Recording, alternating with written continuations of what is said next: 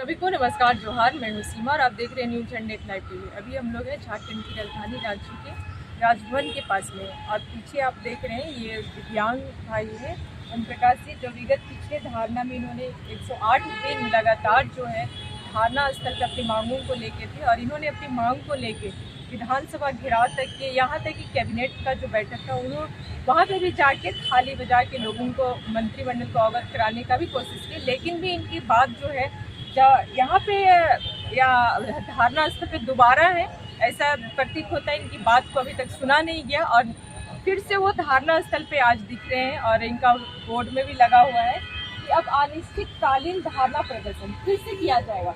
अब पोस्टर के थ्रू से आपको और एक चीज़ बता दें, ये जो है मांग पत्र जो सत्ता पक्ष के हो या विपक्ष के पास हो, सभी के पास में इन्होंने अपनी मांग पत्र को रखा, लेकिन अभी तक उनके ऊपर कोई भी कार्रवाई नहीं हुई। यहाँ तक कि जो निःशक्त आयु है उनके पास भी इन्होंने अपने मांग पत्र रखा, अमर गौरी के पास में रखा, दीपिका पांडे के पास में रखा, लेकिन कहीं से इनको कुछ भी राहत नहीं मिली।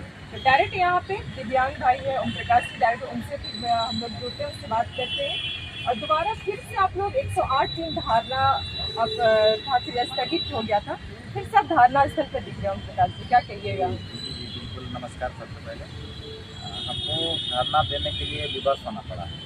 पिछले दिनों भी 108 दिन तो ठंड में हम लोग और उतना बारिश में कितनी बार हमारा पंडाल टूटा और कई भाई बंधु बीमार भी हुए हैं और इसलिए हम लोग जब धरना दिए 108 दिन तक लगातार हमारा धैर्य भी खोया और हम लोगों ने विरोध में प्रोजेक्ट भवन और मुख्यमंत्री आवास और राजभवन के पास जाकर थाली पीट कर भी विरोध प्रकट करने का कार्य किया।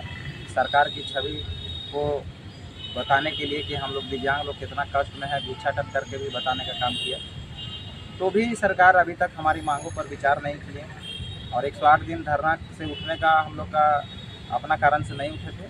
सरकार का जो संविधान है उसका पालन करते हुए हम लोग आचार संहिता का पालन किए और हम लोग धरना से हटने का काम किए, जो अस्थायी रूप से था, क्योंकि अभी धरना हमारा ख़त्म नहीं हुआ। उसके बाद हम लोग लोकसभा का चुनाव था, उस समय बहुत सारे सांसद को भी ज्ञापन देने का काम किए ताकि हमारी बातों पर हो सकता है सुनवाई हो।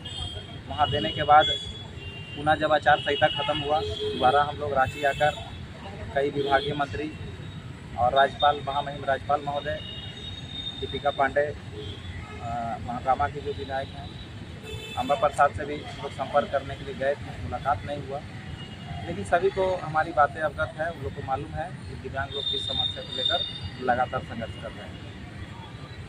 तो इतने आचार संहिता के बाद जब हम लोगों ने लोगों से फिर से दोबारा बोला कि आप लोग या तो हमारी मांगों पर सुनवाई कर दीजिए और नहीं तो फिर से हम लोग को विवश होकर पुनः बैठना पड़ेगा। आज वो लेटर दिए हुए हम लोग को 1 महीना हो गया है और उसके बाद पुनः आपके न्यूज़ चैनल के माध्यम से उस समय हम लोगों ने इंटरव्यू भी दिया और बताने का भी काम किया कि हम लोग किस लिए रांची में आकर लेटर देने का काम शुरू कर रहे हैं। तो हमने अवगत कराया, बराबर सरकार को हर जगह पर सूचना देने का काम किया, अपना विरोध दिखाने का काम किया और कहीं भी हम लोगों ने अपना जो भी बात था वो सभी विधायकों तक भी पहुंचाने का काम किया।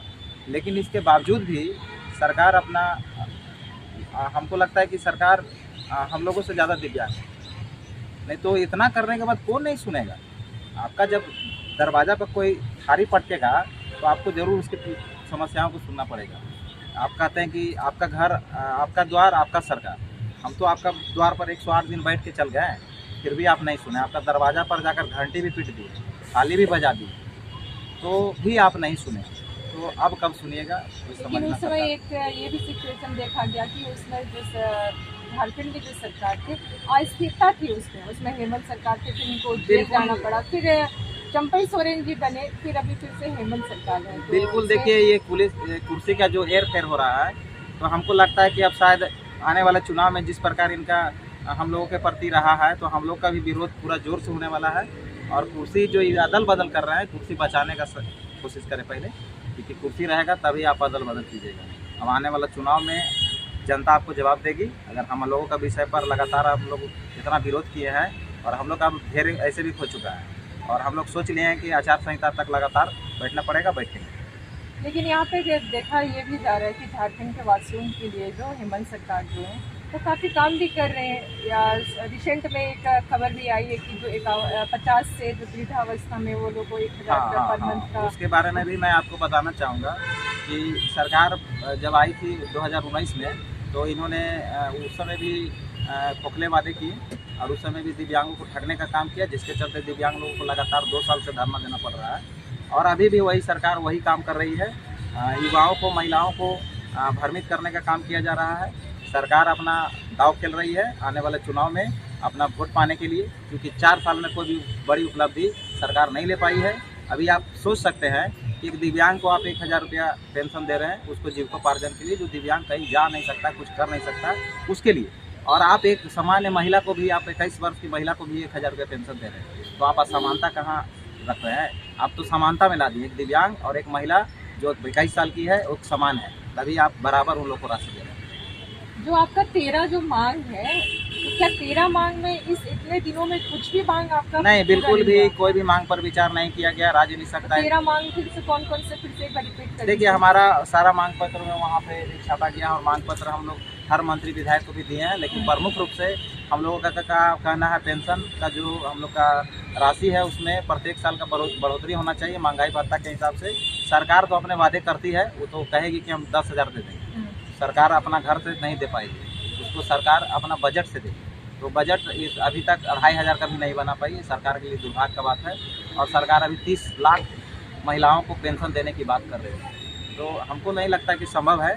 फिर भी चलिए, सरकार हो सकती है तो कोशिश की हो, लेकिन उससे पहले जो आपने वादे किए हैं दिव्यांगों के लिए वो कहाँ पूरे हुए? तो सरकार के कहीं भी हमको नहीं समझ में आ रहा है कि सरकार संवेदनशील है दिव्यांगों के प्रति। और इसीलिए हम लोग 2 बार 3 बार 4 बार हर बार हम लोग परिभाषित कर रहे हैं कि हमारी झारखंड की सरकार दिव्यांग है। दिव्यांग आंदोलन था 108 दिन के बाद आप स्थगित किए, फिर से आंदोलन में आए, आगे की आप लोगों की किस तरह की रणनीति? देखिए, हमारा रणनीति यही है कि अभी फिर से लेटर का जो हमारा ज्ञापन है जो हम फिर से पहुंचाने का काम करेंगे और सभी मंत्री विधायक को फिर से बताएंगे कि हम लोग दोबारा सब धरना पे हैं और हमारी मांगों पर विचार कीजिए। अन्यथा अगर विचार नहीं किया गया तो हम लोग एक दिन महाजुटान करेंगे और उस महाजुटान में सरकार को बताएंगे कि आने वाले दिनों में हम क्या करने जा रहे हैं। इसके बाद तो 2 महीने के बाद चुनाव भी आने वाला है, विधानसभा चुनाव भी आने वाला है। तो देखिए जल्दी कैसे? देखिए, हम तो सीधा सा तौर पे कहेंगे कि हमारा किसी भी राजनीतिक मुद्दा से हमारा कोई सामना मतलब नहीं है। हमारा मुद्दा सिर्फ दिव्यांग लोगों के हित के लिए है, दिव्यांग समाज के लिए है। तो हम राजनीतिक में ज़्यादा विशेष तो नहीं बोलना चाहेंगे, लेकिन यही कहेंगे कि सरकार को कुर्सी अपनी प्यारी है, जनता नहीं प्यारी।